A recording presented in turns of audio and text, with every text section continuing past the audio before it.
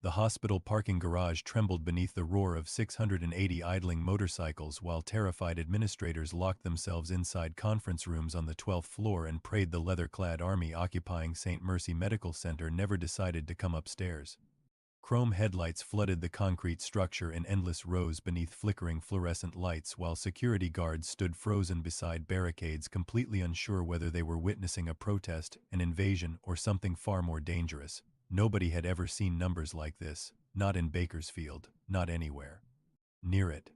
680 Hells Angels and support riders from California, Nevada, and Arizona chapters, all arriving overnight for one exhausted ICU nurse named Angela Reeves. At the center of the parking structure stood a giant biker named Roman Vale, his tattooed hands clenched so tightly around a motorcycle helmet that dried blood cracked across his knuckles beneath the fluorescent lights. The biker hadn't slept in nearly 30 hours, neither had the riders surrounding him, because somewhere above them inside intensive care, a quiet nurse with tired eyes and second-hand sneakers was fighting to keep his younger brother alive after hospital executives tried abandoning him for dead, and Roman Vale never forgot loyalty. Not once, the motorcycles kept arriving. Elevator doors rattled from engine vibrations. Hospital windows shook faintly beneath the weight of hundreds of Harleys filling every level of the garage while terrified visitors filmed cell phone videos from stairwells and emergency nurses whispered rumors through crowded hallways smelling like antiseptic, fear, and burned coffee. St. Mercy Medical Center had spent years denying treatment quietly. Insurance loopholes, payment delays, private directives targeting uninsured trauma victims. Hospital director Leonard Pike called it financial efficiency. Everyone else called it cruelty. But tonight the cruelty finally found witnesses too dangerous to ignore. Roman removed his sunglasses slowly and stared upward toward the ICU floors above the parking garage. Then he spoke one sentence quietly enough that only the men nearest him heard it. "Nobody leaves that nurse alone tonight." The bikers nodded silently, because every single man there understood exactly why they came. Not for violence. Not for revenge, for protection. The kind, honest people almost never receive until it's too late. But to understand why 680 Hells Angels occupied St. Mercy Medical Center overnight, we need to go back to the brutal Tuesday evening when Angela Reeves quietly decided to stay past her shift beside a dying biker every other nurse had already given up on. The ICU smelled like bleach, sweat, antiseptic, and exhaustion, the kind of exhaustion that permanently settles into hospital walls after too many years of understaffing and quiet suffering hidden beneath fluorescent lighting. Angela Reeves moved quickly between patient rooms wearing faded navy scrubs and cheap white sneakers already stained from a 14-hour shift that technically ended almost an hour earlier. 41 years old, divorced, 2 sons waiting at home in a tiny apartment across town where rent increased twice in 1 year while her paycheck stayed exactly the same. Angela survived mostly through caffeine, overtime, and stubbornness now. The hospital consumed nurses like her daily, good nurses, the kind who still cared enough to hurt emotionally after losing patients. St. Mercy didn't reward those people anymore, it burned them out slowly instead. Angela adjusted Anne 4-line beside an elderly pneumonia patient while overhead speakers announced another emergency trauma arrival downstairs. The hospital sounded restless tonight, phones ringing, gurney wheels squealing, doctors snapping at interns through crowded hallways beneath harsh fluorescent lights reflecting off polished floors, and exhausted faces. Then came the rumor drifting through the ICU nursing station. Motorcycle crash, severe internal bleeding, no insurance. Angela already knew what that meant. Hospital administrators would delay everything possible while finance departments reviewed liability exposure instead of focusing on survival. Leonard Pike implemented those policies personally 2 years earlier after becoming hospital director. He called it necessary restructuring. Nurses called it choosing profits over patients. Angela hated the man quietly. Most staff did, but Pike terrified people enough that almost nobody challenged him openly anymore. The charge nurse approached Angela near room 14 carrying charts and visible frustration. "Trauma needs another ICU bed." Angela glanced toward the overcrowded hallway. "We don't have one." The charge nurse lowered her voice carefully. "They're moving the biker upstairs anyway." Biker. That single word changed the atmosphere slightly. Not medically. Socially, hospital staff carried assumptions about outlaw bikers long before patients even arrived. Violent, dangerous, trouble. Angela never cared much about labels. Blood looks the same on everyone eventually. A few minutes later, the trauma team burst through the ICU doors, pushing a gurney covered in blood-soaked blankets beneath screaming monitors and oxygen tubes. The biker looked barely alive, 32 maybe, dark beard, road rash covering half his face, leather vest cut away during emergency surgery attempts downstairs, one arm bent unnaturally beneath restraints and for tubing while fresh blood seeped through chest bandages faster than nurses could replace them. Angela immediately stepped forward, helping stabilize the gurney. What happened?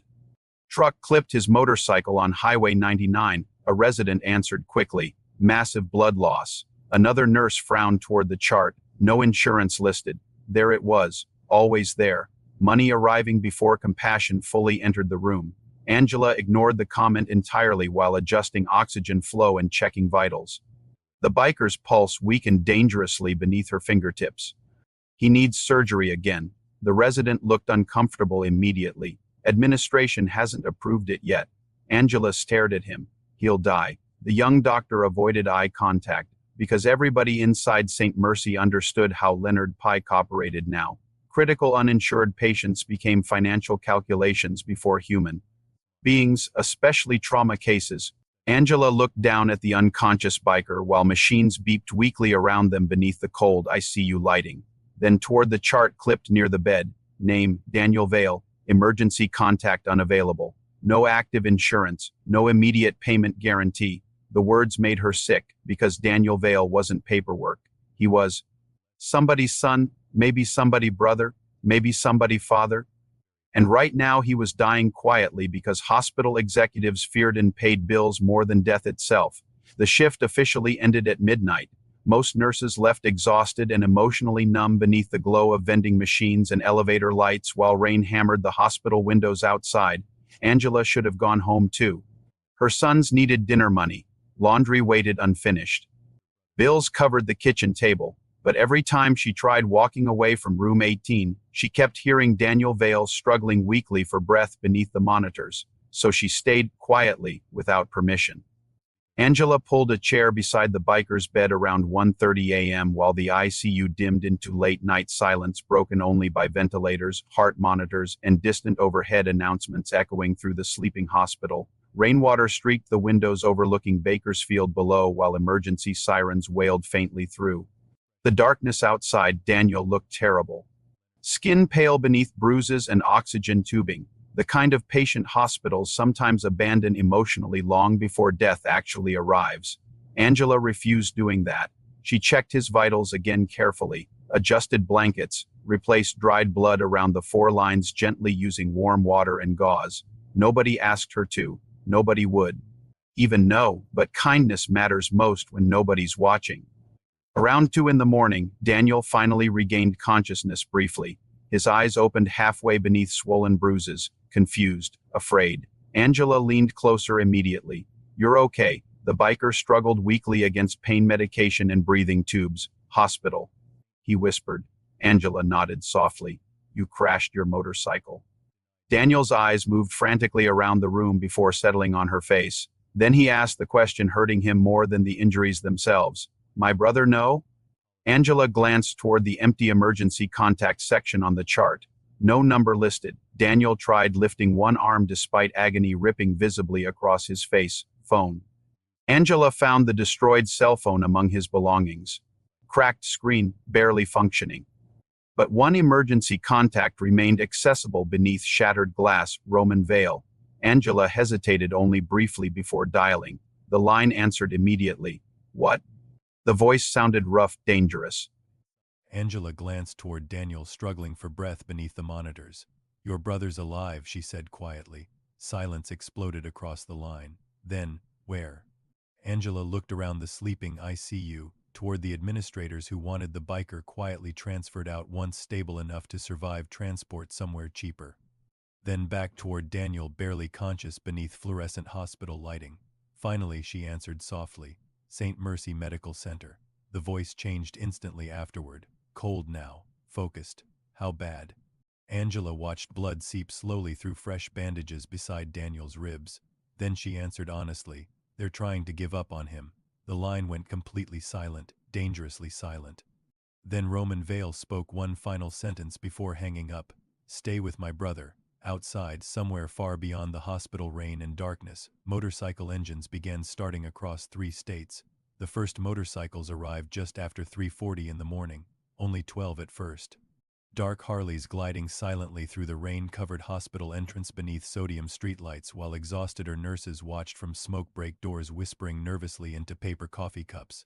Then came 30 more, then 50, then entire convoys rolling off Highway 99 through sheets of freezing rain and diesel fog. By sunrise, St. Mercy Medical Center no longer looked like a hospital. It looked occupied. Motorcycles filled every level of the parking garage beneath fluorescent lights reflecting off chrome, wet leather, and puddles spreading across the concrete floors. The roar never fully stopped, engines idling, boots echoing. Radios crackling softly between riders moving through stairwells and waiting areas with the controlled silence of men used to surviving dangerous situations together. Angela Reeves didn't understand the scale yet. The nurse sat beside Daniel Vale's bed inside ICU room 18 changing for bags while dawn light slowly crept through rain-covered hospital windows. She hadn't slept, hadn't eaten. And technically, she hadn't been on shift for nearly 7 hours. But every time she tried leaving, Daniel's condition worsened again. Internal bleeding, falling blood pressure, breathing complications. The biker needed emergency surgery. Everybody in the ICU knew it. But Leonard Pike refused authorizing the procedure without financial guarantees first. Angela hated herself for understanding how hospitals really worked now. Not medicine, money.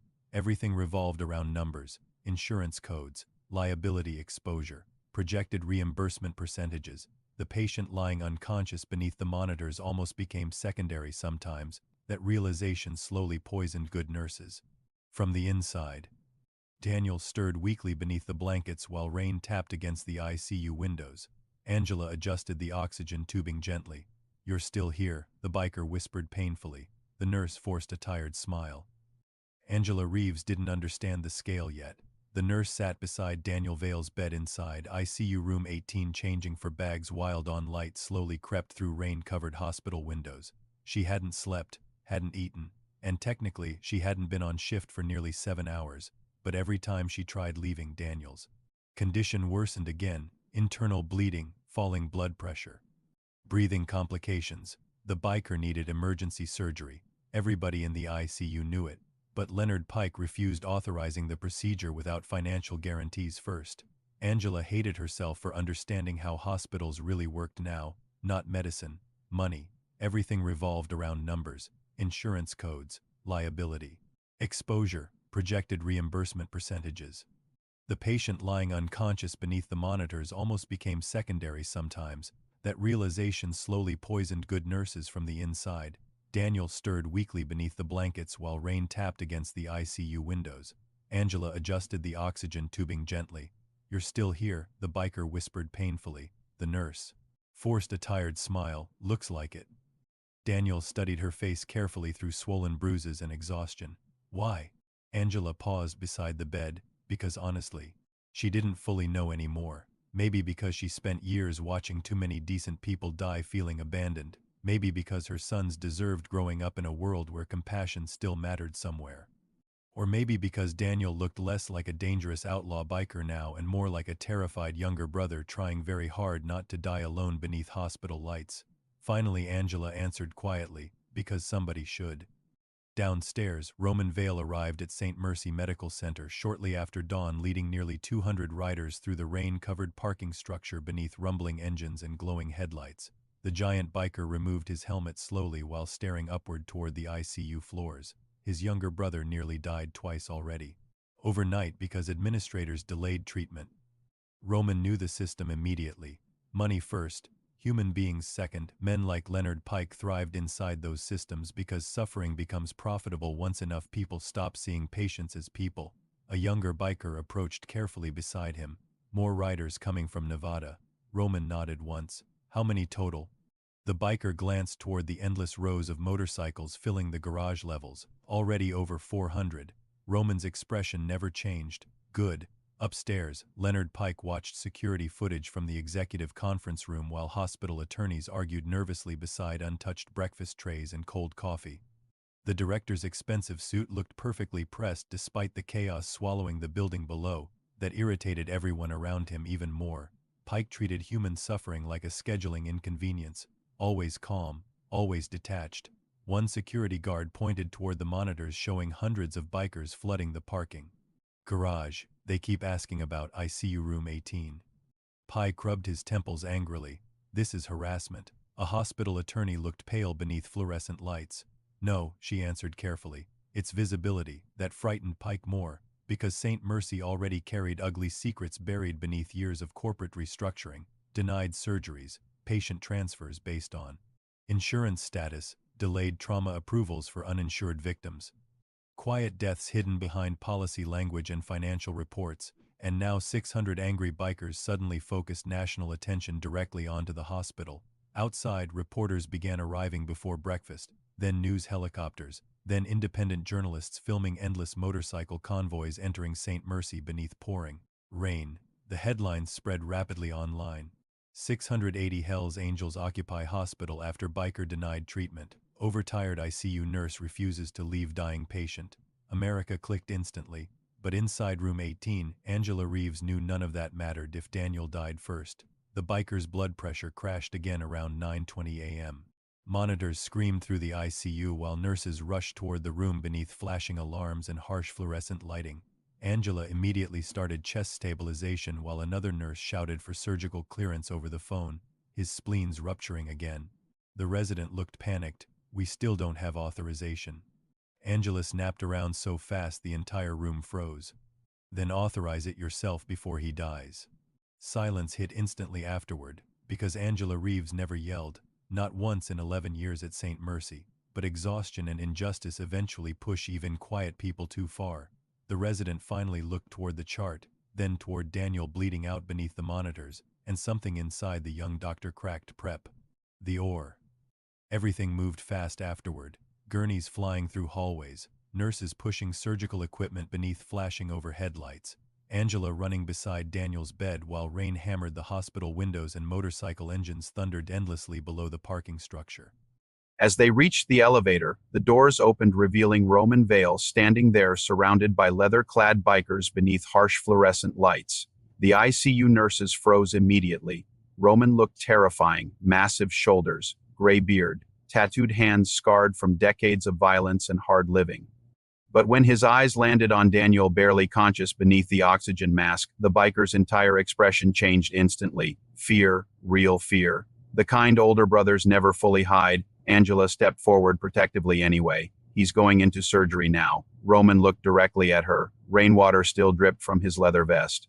Onto the hospital floor. You stayed.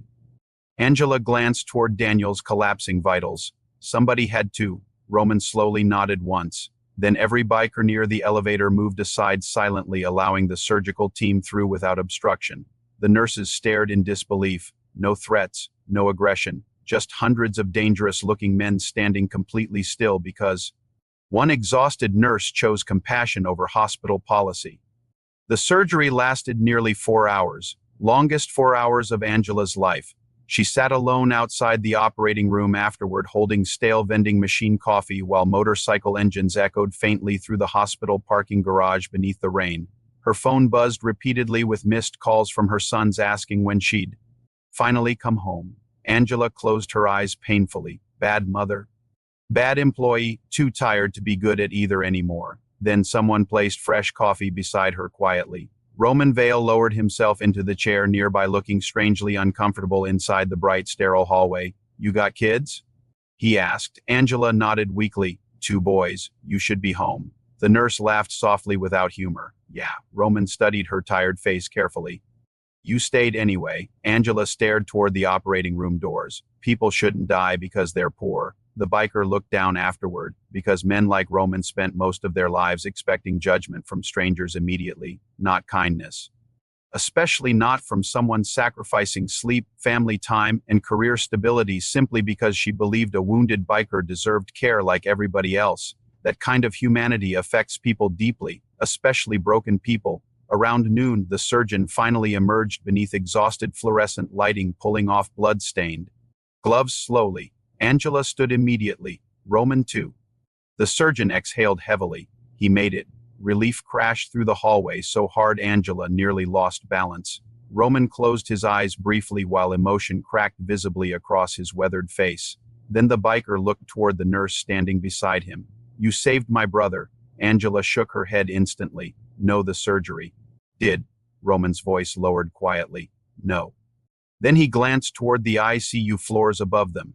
"You fought for him when nobody else would." Outside, the rain finally stopped, and somewhere deep inside St. Mercy Medical Center, 680 bikers prepared to make sure nobody ever forgot what happened there again. By late afternoon, St. Mercy Medical Center had become the most heavily watched hospital in California. News helicopters circled endlessly overhead while satellite trucks crowded every street surrounding the campus beneath gray storm clouds and flashing police barricades. The parking garage looked surreal now. Level after level packed solid with motorcycles stretching beneath fluorescent lighting like a crow motion frozen inside concrete walls. 680 Hells Angels and support riders, California chapters, Nevada chapters, Arizona riders crossing state lines through the night because one ICU nurse refused abandoning a dying biker everyone else quietly wrote off already. Hospital staff moved differently now, carefully, whispering through hallways, watching elevators nervously whenever groups of leather-clad riders stepped inside carrying flowers, coffee, or food for exhausted nurses who hadn't been treated kindly by hospital leadership in years, because something unexpected happened once the bikers arrived. They started listening. And once they listened, nurses started talking, quietly at first, then openly, denied treatments, delayed surgeries, uninsured trauma patients transferred out while still unstable, cancer patients buried beneath payment plans before chemotherapy approvals. The stories spread through St. Mercy faster than infection, and every single story led back toward Leonard Pike. Angela Reeves sat alone beside Daniel Vale's ICU bed near sunset while warm orange light bled weakly through the hospital windows overlooking Bakersfield below. The biker remained unconscious but stable finally. Machines beeped steadily now instead of desperately. For the first time in nearly 24 hours, Angela allowed herself breathing room. Her body immediately punished her for it. Exhaustion crashed through every muscle. Her feet hurt, her back burned, and she still hadn't gone home to her sons. The guilt sat heavy inside her chest. Then came the knock against the partially open ICU door. Roman Vale stepped inside quietly carrying a paper bag smelling like fresh burgers and fries from somewhere downstairs.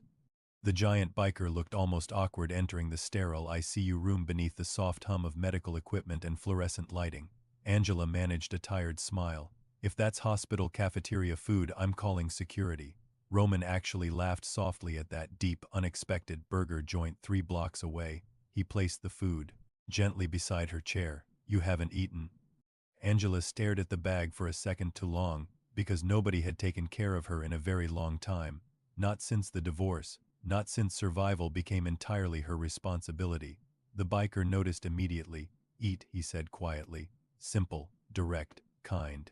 Angela finally opened the bag while Daniel slept beneath the monitors beside them. The smell nearly made her emotional. Real food. Hot food. Roman leaned against the wall watching his younger brother breathe steadily for the first time since the crash. Then his eyes drifted toward Angela again. "How long you worked here?" 11 years. Roman frowned slightly. "You always stay this late?" Angela took another bite slowly before answering. "Only when someone needs me." The biker lowered his eyes afterward, because men like Roman understood sacrifice instantly once they recognized it. Angela wasn't helping Daniel for praise or attention or money. She stayed because her conscience refused leaving a wounded human being alone in a system designed to discard inconvenient people quietly. That kind of decency becomes rare enough to feel shocking sometimes. Downstairs, Leonard Pike's situation deteriorated rapidly. The hospital director sat trapped inside executive conference rooms, while reporters exposed internal documents across national news broadcasts.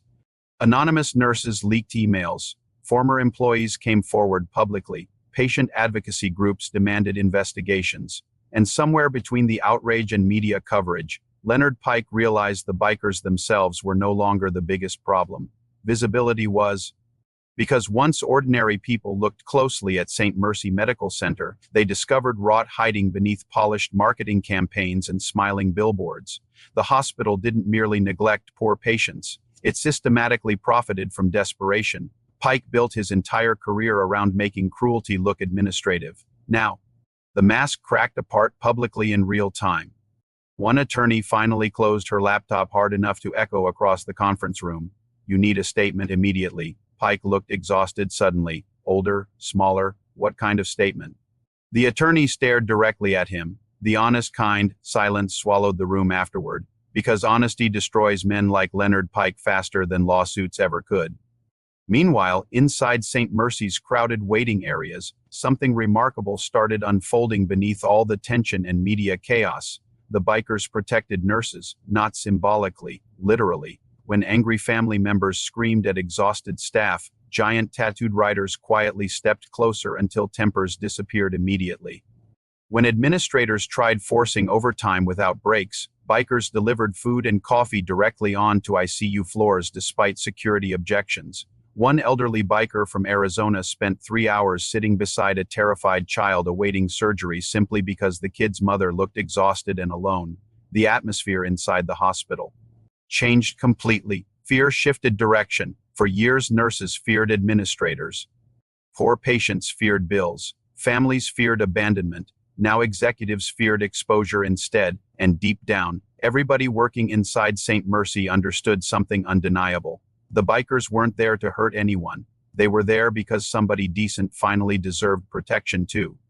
Angela didn't fully realize how famous she'd become until one of the younger ICU nurses showed her social media clips late that evening. Videos of the parking garage flooded every platform online, rows of motorcycles, leather-clad riders standing silently beneath fluorescent lights, news reporters discussing the nurse who stayed. One clip showed Roman speaking briefly outside the hospital entrance earlier that afternoon. The biker stood beneath gray skies surrounded by hundreds of motorcycles while reporters shoved microphones toward his face. "Why are all these bikers here?" someone asked. Roman answered simply, "Because that nurse treated my brother like a human being when everybody else treated him like paperwork." The clip already had millions of views. Angela stared at the screen speechless, then embarrassed immediately afterward. "I didn't do anything special." The younger nurse looked at her sadly. "That's exactly why people care." The sentence hit harder than Angela expected, because deep down she knew something terrible about modern hospitals already. Basic compassion started feeling extraordinary simply because systems stopped valuing it anymore. Later that night, Angela finally stepped outside St. Mercy for the first time in nearly an entire day. Cold air hit her face immediately. The parking structure glowed beneath endless motorcycle headlights while rainwater reflected chrome and neon across the concrete ground. Hundreds of bikers stood talking quietly beside Harleys. Beneath drifting cigarette smoke and hospital floodlights, then something unexpected happened. One by one, the conversations stopped. The bikers noticed her standing there near the entrance in wrinkled scrubs and exhaustion. A silence spread through the garage slowly, respectful silence. Roman approached first, then others behind him. Angela suddenly looked overwhelmed by the sheer scale surrounding her. Hundreds of giant tattooed men staring quietly beneath fluorescent lights and idling engines.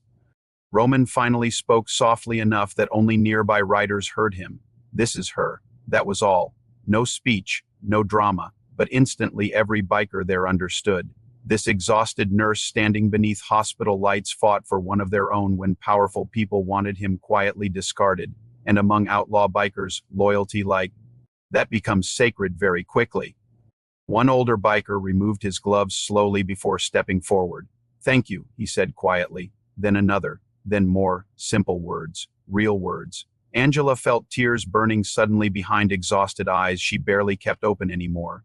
Because for years she felt invisible inside St. Mercy, just another overworked nurse sacrificing herself quietly while administrators collected bonuses upstairs. Now 680 strangers crossed deserts overnight simply because she chose kindness instead of convenience. The emotional weight of it nearly crushed her.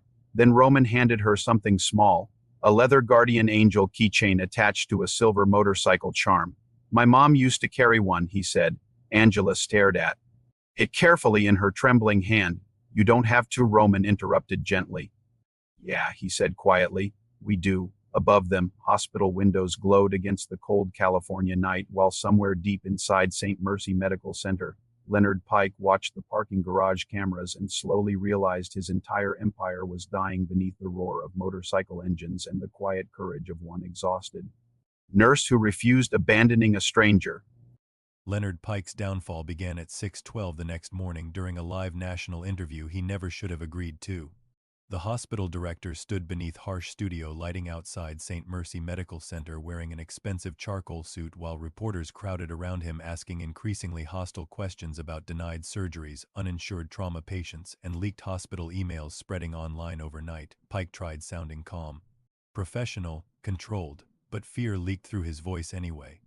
Because behind him sat the hospital parking garage completely filled with motorcycles stretching level after level beneath flashing police lights and television cameras broadcasting the image nationwide. Every viewer already picked sides emotionally before Pike even opened his mouth. Then the reporter asked the fatal question. Did St. Mercy delay surgery for Daniel Vale because he lacked insurance? Pike hesitated, just slightly, but millions noticed that tiny pause destroyed him. The director cleared his throat stiffly.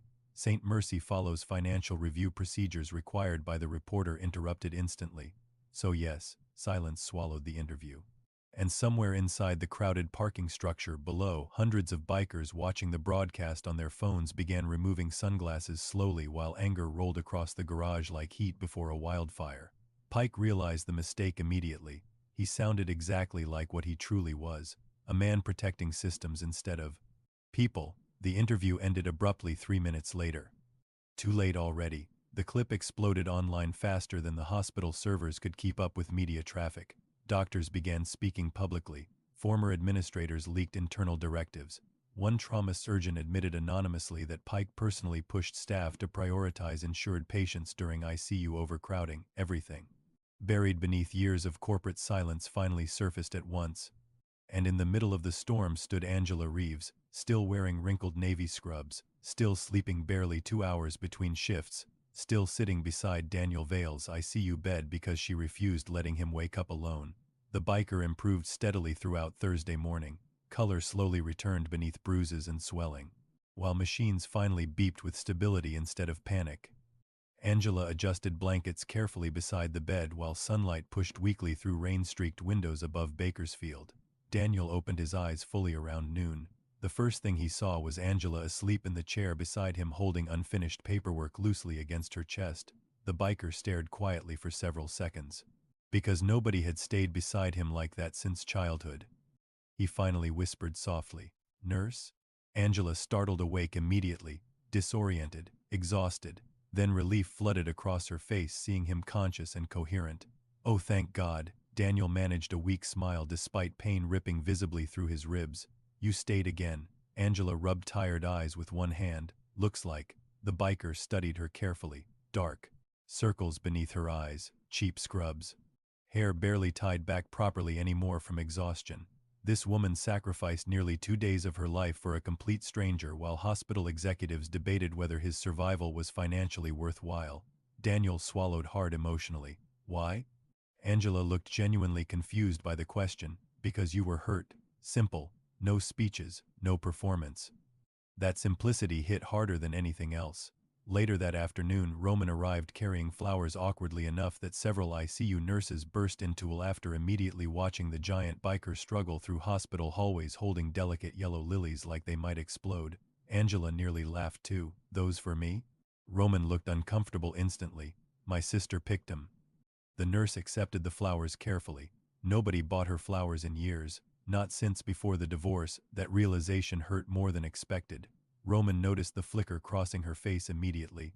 Then he quietly asked the question sitting heavy inside him since arriving at St. Mercy. "How much they pay you here?" Angela blinked. What? Roman glanced around the overcrowded ICU. "You work yourself half dead," then toward the flowers in her hands. "Your shoes got holes in them." Angela instinctively hid one foot slightly beneath the chair. Embarrassed, Roman's expression darkened afterward, because suddenly St. Mercy's corruption became personal in a new way. Not just uninsured bikers, the hospital consumed good nurses too. People like Angela held the entire building together through sacrifice while administrators collected bonuses upstairs pretending compassion itself was a budget problem.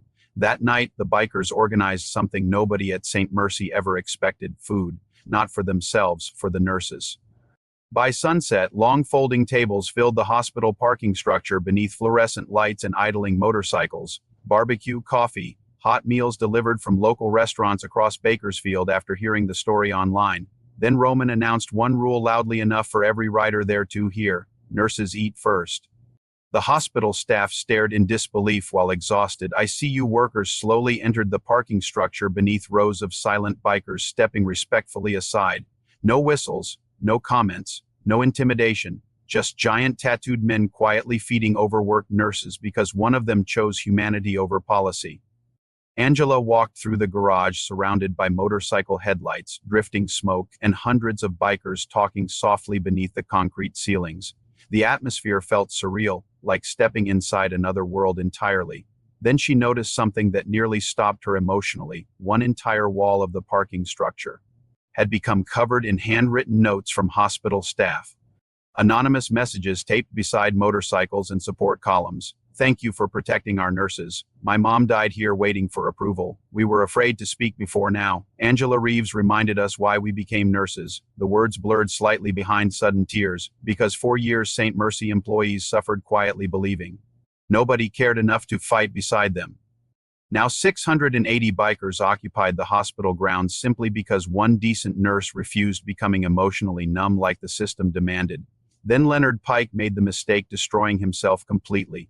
Just after midnight, leaked financial records hit national media showing executive bonus payments directly tied to reduced emergency treatment costs at St. Mercy. Translation: hospital leadership literally earned more money when uninsured trauma patients received less care. The outrage exploded instantly. Protests formed outside the hospital before dawn. Federal investigators arrived by sunrise, and Leonard Pike tried sneaking out through a private underground parking entrance wearing a baseball cap and sunglasses. Bad decision. Roman Vale already stood waiting there beside 20 silent bikers beneath flickering fluorescent lights and concrete shadows. Nobody blocked Pike physically. Nobody threatened him. That almost made it worse. The hospital director froze beside his luxury sedan, staring at rows of leather-clad riders watching him silently beneath idling motorcycle headlights. Roman stepped forward slowly. "You remember my brother?" Pike swallowed hard.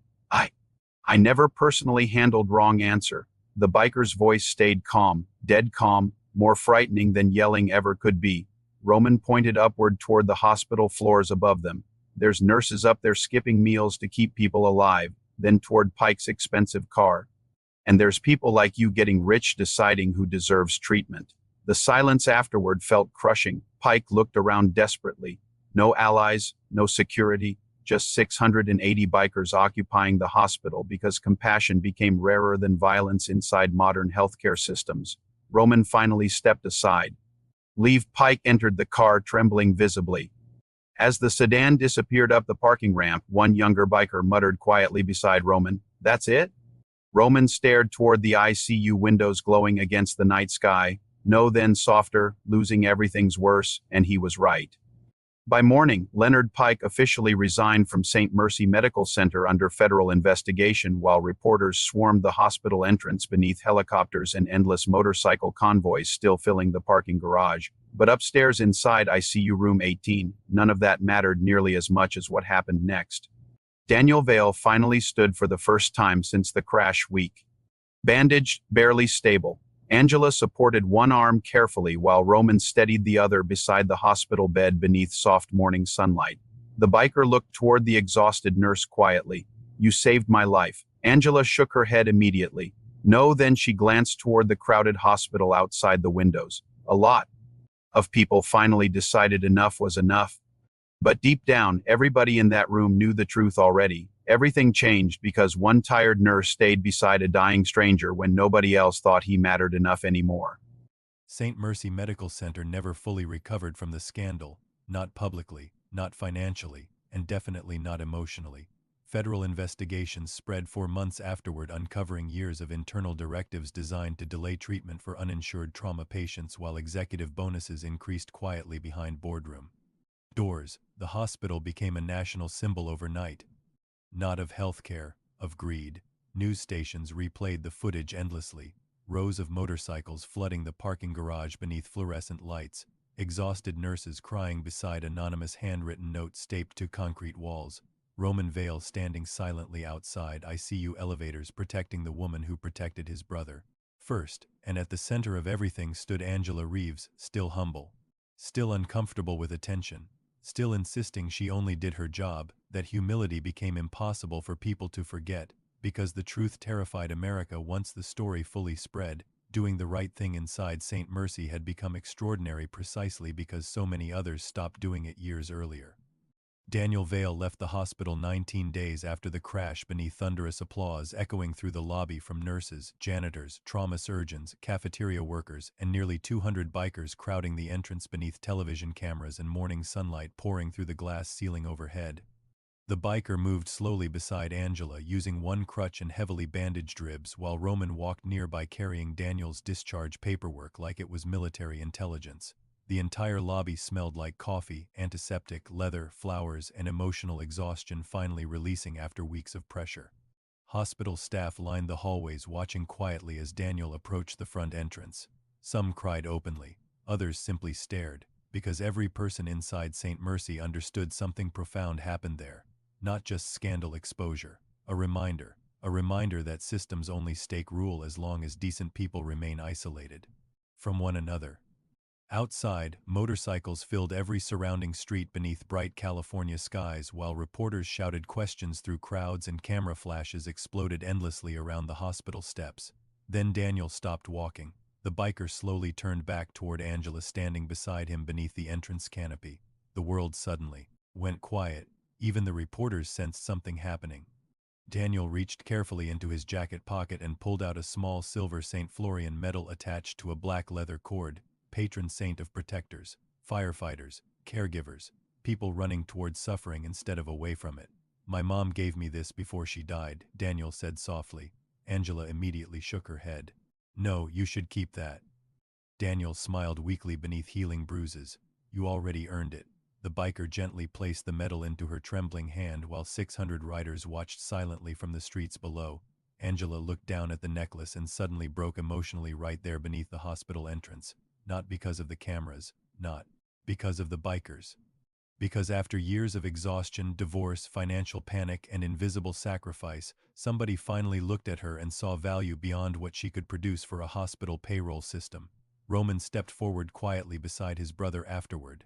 Then he handed Angela another envelope, thicker this time, heavier. The nurse frowned. Immediately, what's this? Roman crossed his tattooed arms slowly. Open it later.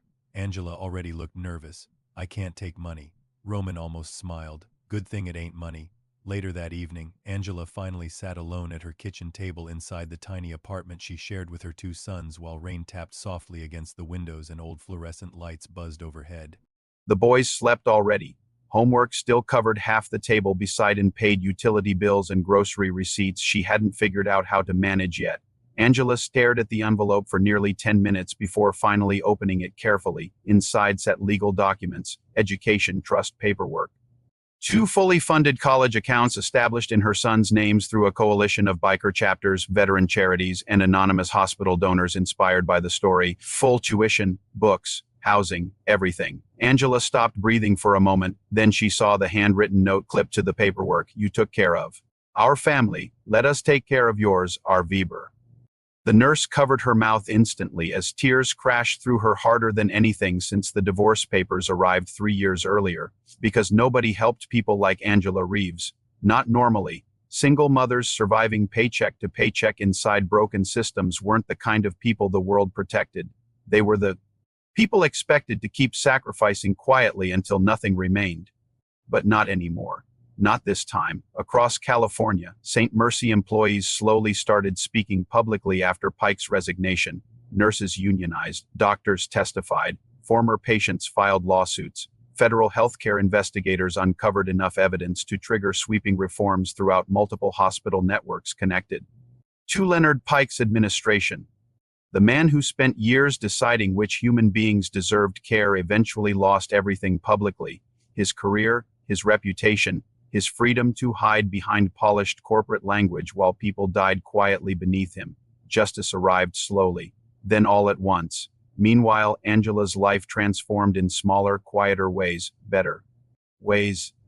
The boys smiled more once financial fear stopped swallowing every conversation at home.